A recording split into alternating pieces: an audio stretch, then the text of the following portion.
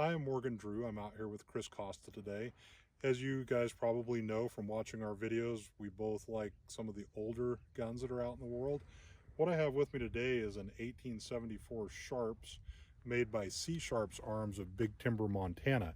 C Sharps Arms started in 1975 in Richland, Washington, and then in 1980 relocated to Big Timber, Montana, and their current location. It was started by a gentleman by the name of John Schofstall, who decided that he wanted to make a really high quality Sharps rifle. And C Sharps Arms owns the rights to the C Sharps Arms name and the old reliable trademark that were on the original rifles that came about in the late 1840s. They were designed by Christian Sharps, hence the name. And he really brought about the development of the breech loading rifle. And originally they came with paper cartridges, and then later, as metallic cartridges came about, the rifles were redesigned to take metallic cartridges. And this particular rifle is in what's commonly known today as 4570 Government. You've seen it in Chris's other guns, the Mad Pig Customs. But on a Sharps rifle, they actually do their caliber designation a little bit different. And if you look closely on the barrel here, you'll note that it says caliber 45 2 1/10. And what that means is it's a 45 caliber cartridge, and the case length is 2 1/10 inches long, which is a 4570 Government. So we'll go through this a little bit more in depth. We'll let you have a look at it being shot. Hopefully you'll enjoy it.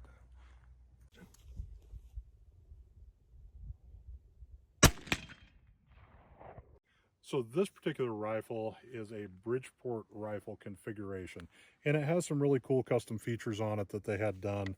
It has hand cut checkering, upgraded walnut wood on it, a German silver nose cap on the fore end, and then a part octagon, part round barrel. So it takes a little bit of the weight out of the forward end of the barrel, gives it a really nice balance.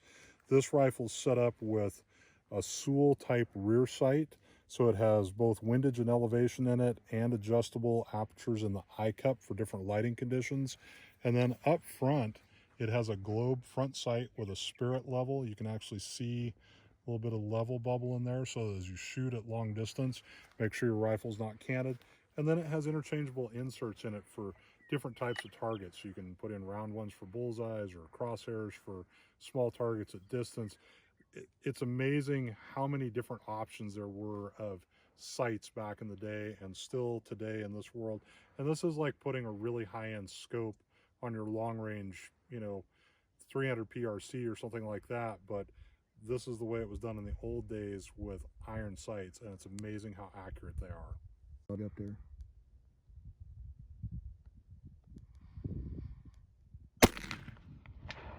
200 yards.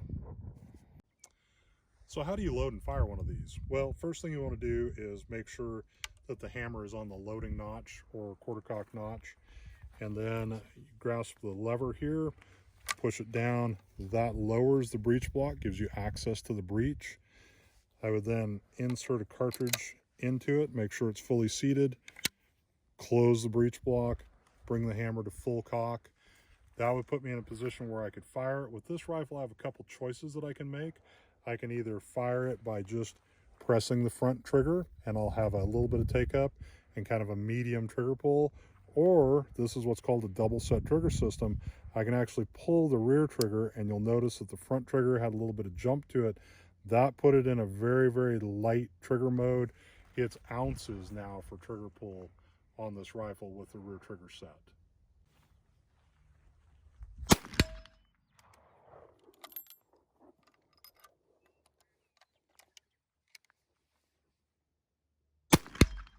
So let's talk about unloading the rifle and maybe multiple rounds out of the rifle if we needed that. To unload the rifle, the hammer's fully forward right now. One thing you want to make sure you do on this rifle system is to bring the hammer to that safety notch or quarter cock notch. That way the firing pin is not being drugged down the back of the cartridge and drugged down the back of the barrel with spring tension from the hammer against it, because you can actually damage the firing pin tip on these, and then of course your rifle is not serviceable. So once I've set the hammer to the rear, I'm going to grab the lever, I'm going to work it to the rear. If I work it quickly, it will eject the brass from the rifle. If I have spare rounds on board, I keep them like this between my fingers. I just reach up, grab a cartridge, seat it into the breech, close the breech block, and then I can bring the hammer to full cock and I'm ready to shoot again.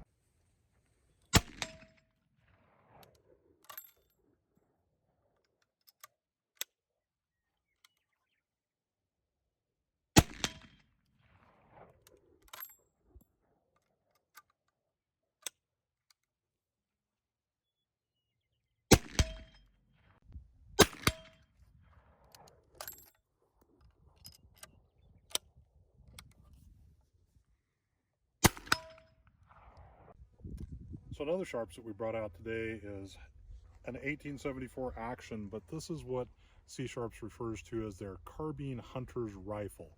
And this is definitely in a carbine configuration. So 22-inch round barrel, single trigger, no double set, so a little bit of take up and then a nice clean break on this.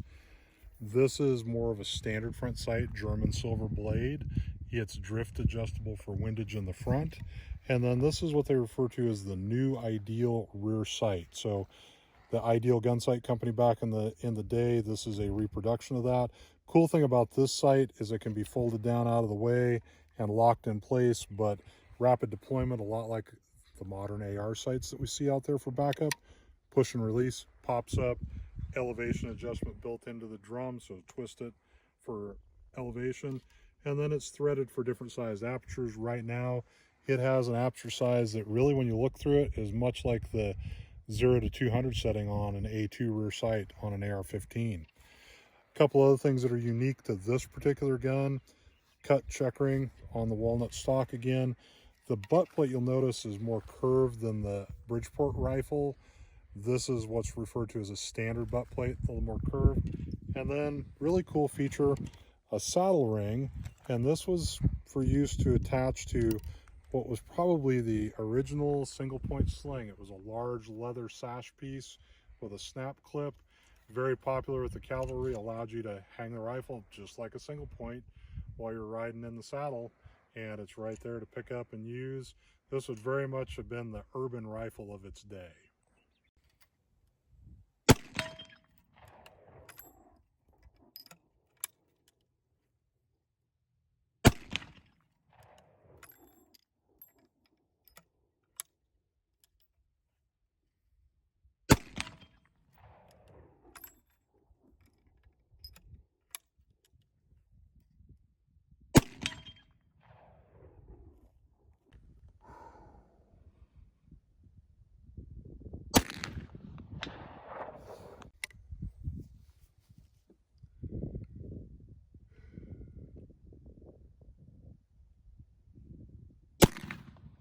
Hit 200, baby.